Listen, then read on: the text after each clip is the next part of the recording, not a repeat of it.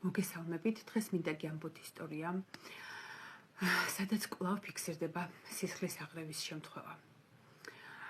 ისევ და ისევ ვაჟღერებთ, რომ გაშვილებულმა ადამიანმა აუცილებლად უნდა იცოდეს სიმართლე, რათა მიიღოს შესაბამისი ზომები მომდევნო საშიშროების აღმოსაფხვრელად. სახელები და ოჯახები, რა თქმა უნდა, არ ჟღერდება, რადგან ეს არის ყველაზე დიდი ტრაგედია ტკივილი და გამოუსწორებელი რეალობა, რომელსაც მხოლოდ თვალი უნდა გავუსწოროთ, ვიფიქროთ მომდევნო ნაბიჯებზე ცივი გონებით და განვაგრძოთ ცხოვრება ისევ და ისევ ჩვენი ოჯახისა და ჩვენი შვილების გამო.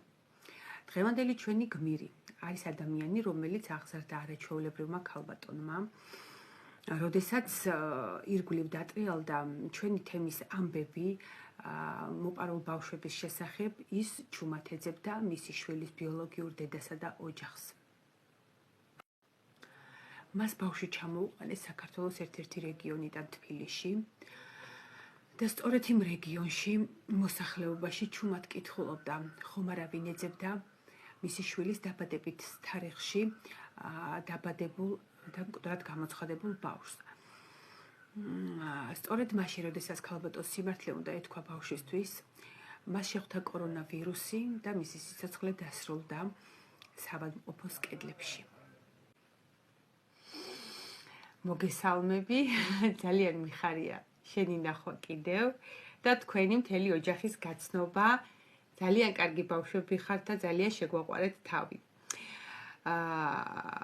დავიწყოთ ჩვენი ისტორია და მაყურებელს ვუთხრათ თქვენს შემთხვევაში, როდის გაიგე, რომ იყავი აყვანილი და რა რეაქცია გქონდა? გამარჯობა თეო, მიხარია შენი ნახვა. ყოველთვის ასეც მიხარია, რომ ინტერვიუს სახით შემიძლია ვინმეს დავეხმარო ჩემი ისტორიის მიხედვით და დავიწყებ უშუალოდ ცოტა ნერვიულობ ახლა მაინც ამ თემაზე და უშუალოდ დავიწყებ რა ისტორია გადამხვდა იმ ყველაფრის მერე, როცა გავიგე, რომ ნაშვილები ვიყავი. ზუსტად მახსოვს 21 ნოემბერი იყო.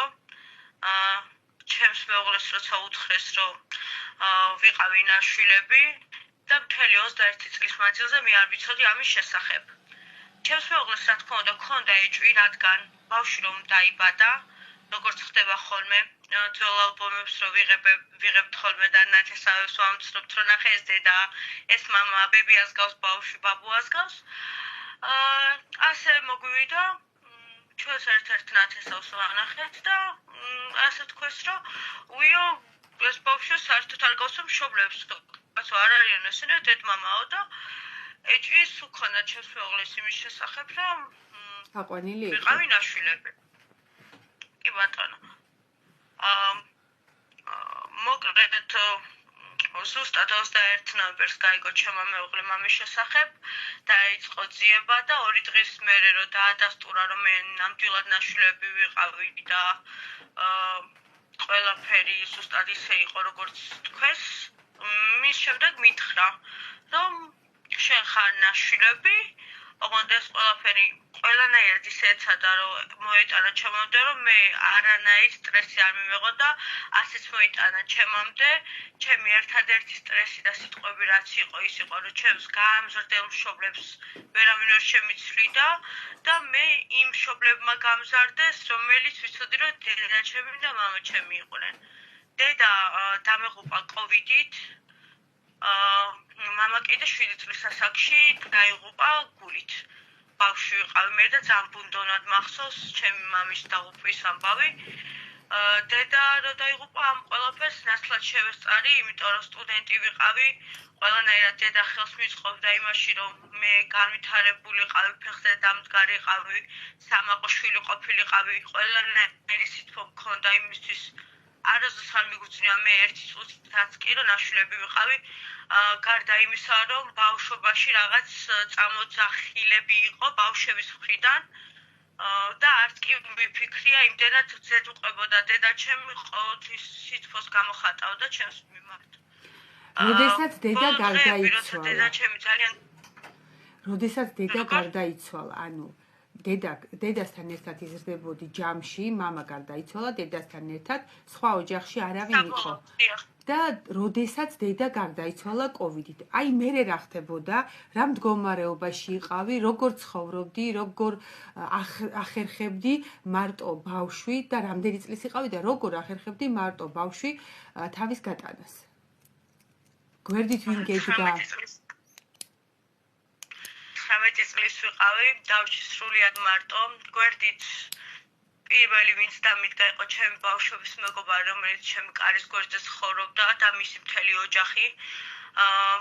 და ჩემს გვერდზე კიდევ სამეგობრო და კლასელები. მახსოვს ყველა ხარჯი თუ კი რაიმე იყო, როგორ დამიდგენ გვერდზე და ყველანაირად გვერდზე მედგნენ და ის ხარჯები, რაც ისინი დამეხმარნენ და გვერდით მედგენ და ანეზღაურეს, კი, მაგრამ მე მერიდებოდა იმის თქვა ვინმესთვის, რომ მე მაგალითად მიჭირდა, მშიოდა, მწყურვალი ვიყავი, არ მქონდა საშუალება.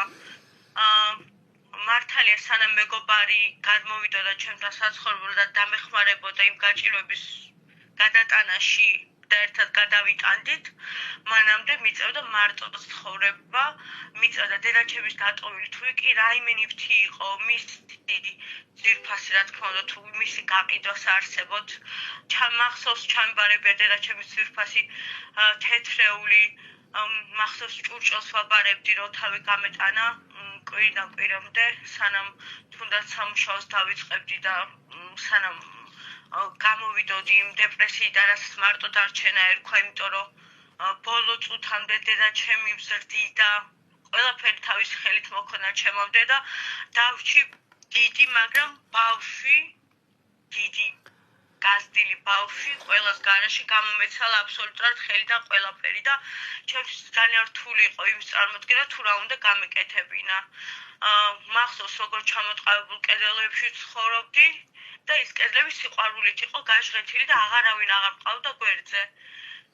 და იმით, რომ შერი არ მომყარიყავი, მართლა ყველაფერი თუ კი რაიმე არსებობდა, ყველაფერი გავიტანე და თუნდაც რომ უნივერსიტეტში მევლო, თუნდაც არ შევცხენილიყავი, იმით რომ მარტო ვიყავი, ყიდიდი დედაჩემის ძვირფას ნივთებს. მე რამდენიც ვისმენე ხამ ისტორიას და ცრემლების გარეშე მაინც არ შემიძლია მოვისმინო, ვისაუბრო და არ შეიძლება შვილების მაძიებელ დედას არ მოგივიდეს აზრად ამ დროს, სად არის შენი შვილი, ხომ არ უჭირს ანალოგიურად და რა ვიცი, გულგრილი ალბათ ვერც ერთი ადამიანი ვერ იქნება ამ ისტორიის მიმართ. იცი რა მინდა ეხა გკითხო კიდე რაც მთავარია. ბიოლოგიურ დედაზე ჩვენ რა ინფორმაცია გვქონდა? არანაირი, ერთადერთი რაც ვიცოდით ის რომ თარიღი არ იყო დაბადების თარიღი შეცვლილი, მე გაგიშვით იუსტიციაში ელექტრონული წვდომა გავიკეთეთ და იქ აღმოვაჩინეთ სხვა დოკუმენტები, სხვა სააქტო ჩანაწერები, თუმცა რომელიც ბოლომდე არ იხსნებოდა და დაიტესტე, გადავიტვირთეთ ყველა ბაზებში და აი შემდეგ რამდენი ბოროტი ადამიანი არსებობდა, ეს მინდა გააჟღერო, როგორ გირევდნენ გზაკვალს, გიშლიდნენ ნერვებს, ფსიქოლოგიურად ზემოქმედებდნენ და ისიც კი ვიფიქრეთ პოლიციაში ხომ არ მივსულიყავით და დაგვეწერა რომ ძალიან გაწუხებდნენ.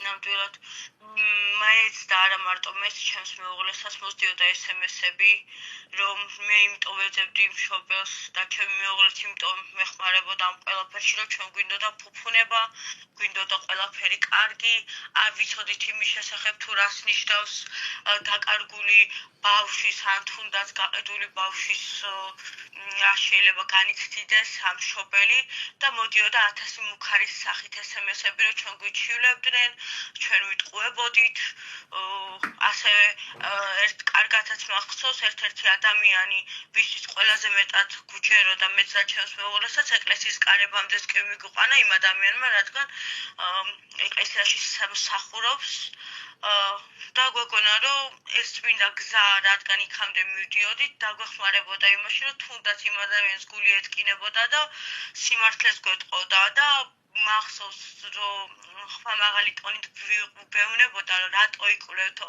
რაში გაინტერესებთო თქვენო ვინ არისო მშობელი აი რაში გაინტერესებთო და პასუხი რო იყო ასეთი რომ აი შვილი გვეზრდება და მაგიტო რომ სისხლის აღრევა არ მოხდეს ან 1000 დაავადება თუნდაც და მაგიტო გვინდა ელემენტარულად ვიცოდეთ პასუხი იყო რომ ჯერ 19 ბავშვი იქამდე სანამ ცოლს მოიყვანს თუნდაც სანამ გაიზრდება და ეს იყო ჩვენთვის ძალიან შემაშფოთებელი მახსოვს თოვლიანი დღე იყო საკმაოდ ციო და ისე გულგატეხილი გამოვტრიალდი და წამოვედი ეკლესიიდან მთელი გზა ეგ სიტყვები მახსოვდა და იმას ვფიქრობდი განამენ გამიმეტა ასე რომ ეს სიტყვები დავიმსახურე და ნეტა ვინ არის დედა ჩემი რომ ამ ხელა ის დავიმსახურე აი ყველა მართლა ყველა გადამიარა თუ კი ვინმე ნათესავი მეგონა ყველა ისე მომიდგა პირიქით თავზე რომ დაგადგებიან და ყველა რომ რაღაც გადანაშაულებენ და ჩემთვის ძალიან შოკი იყო და უფრო მიმძაფრებდა იმის სურვილს რომ მეპონა ვინ იყო ნამდვილი ჩემი მშობელი და არც დავნებებულ ვართ თვეები გრძელდებოდა და ზუსტად წლის თავზე აღმოვაჩინეთ და ვიპოვეს მშობელი მახსოვს როგორ აღშფოთებულებმა დააგირე კეთმეცდა ჩემო მეუღლემ რამხელა ის იყო ჩვენთვის აღშფოთება იყო კი ბატონო ჩვენ ყველა ვარიანტს განვიხილავდით თუ კი ვინმე რამეს მოგწერდა მახსოვს ინფორმაციები გქონდა რამოდენიმე სავარაუდო დედაზე და საბოლოოდ აღმოჩნდა რომ ადამიანი რომელიც დადასტურდა შენს დედად ჩვენთან მოვიდა დაიტესტა ისე რომ ჩვენ არ ვიცოდით რა თქმა უნდა რომ ის იყო დედა შენი მაგრამ ტესტის დასტურმა დაგვანახა რომ ეს იყო სწორედ ის ადამიანი ასევე ტესტით დავადასტურეთ მამაც აი ეხლა მინდა ყველაზე რთულ და მძიმე მოსასმენ თემას შევეხოთ მივედით უკვე იქამდე რომ დნმ ტესტი გაკეთებულია შენზე დედაზე მამაზე და აი სამწუხაროდ რა აღმოჩნდა ეს გითხარი შენი რეაქცია რა იყო ფსიქოლოგიური მდგომარეობა და როგორ მოგეხმარა შენი მეუღლე ჩვენ ახლობლები ამ სტრესის გადალახვაში აი ეს მინდა გავაჟღეროთ კიდევ ერთხელ დაიდო პასუხები მამისიც პირველად დედის შემდეგ მამის და რა აღმოჩნდა რა სახელები და გვარები დავინახეთ იქ და როგორი ნათესაური კავშირი სამწუხაროდ სახელი და გვარი არა ერთი გვარი რო არიან ხო ერთი გვარის რომ არის დედა და მამა ხო დედაც და მამაც ერთი გვარისები არიან ამაზე რომ წავიდე საუბარო შესაძლებელი იყო ეს ადამიანი ყოფილიყო მამა და მან ტესტი გაიკეთა უკვე დედის პოვნის შემდეგ მოხდა საუბარი უკვე აღშფოთება გამოიწვია ჩემში და საკმაოდ ნერვიულობდი იმიტომ რომ არ მეგონა რამდენად მოხდებოდა ასე ან რამდენად შეიძლებოდა მსგავსი რომ მომხდარიყო იმიტომ რომ არც არ მქონია გაგებული ან კი მქონია მაგრამ ესე ახლოს არ მქონია შეხება ეს თაობა. ძირითადად იციან თქმა რომ სხვა განშტოების არის და არიან მოგვარეები, მაგრამ ამათი არაფერი და ამ დროს დადასტურება ამის არავის არ აქვს დნმ ტესტით. არ ქონია არასოდეს. ეხლა დაიწყო ეს ტესტირებები და ეხლა ვადასტურებთ, თორე რამდენი წყვილი ასე რომ იძახიან. არიან ცოლ-ქმარი ერთი გვარის, მაგრამ სხვა განშტოება. თუმცა ამას ყველაფერს ჭირდება გადამოწმება და ამ შემთხვევაშიც ესე აღმოჩნდა. სხვა განშტოება, ასე რომ ვთქვათ, რომ მხოლოდ მოგვარეები და არნაირი ნათესაური კავშირის რისკში ასე ვერ ვიტყვი, იმიტომ რომ 3% დასტურდება დნმ-ის ტესტშიც. ეს 3% ჩვენ უფრო კარგად იცი, რამდენი თაობაც არის თეო. ჩვენთვის საკმაოდ ის იყო ამაღელვებელი იყო, იმიტომ რომ ეს არ უდრის 1%-ს, ეს არ იყო თუნდაც რაღაც აი 2% რაც ამოდის ხოლმე ტესტებში და უკვე აღშფოთდით და ძალიან დიდი ის გამოიწვია იმ დღეს ძალიან მახსოვს რამხელა დარტყმა იყო ჩვენთვის მე და ჩემი მეუღლე საერთოდ აღარ ველაპარაკებოდით მაგ დღეს ერთმანეთს, იმდენად დასტრესილები ვიყავით ორივე, რომ დამჯდარიყავით, ანუ რა უნდა გვეთქვა, როგორ უნდა გველაპარაკა, აი ვერ ვაბავდით თავს. ერთადერთი ის იყო, რომ აი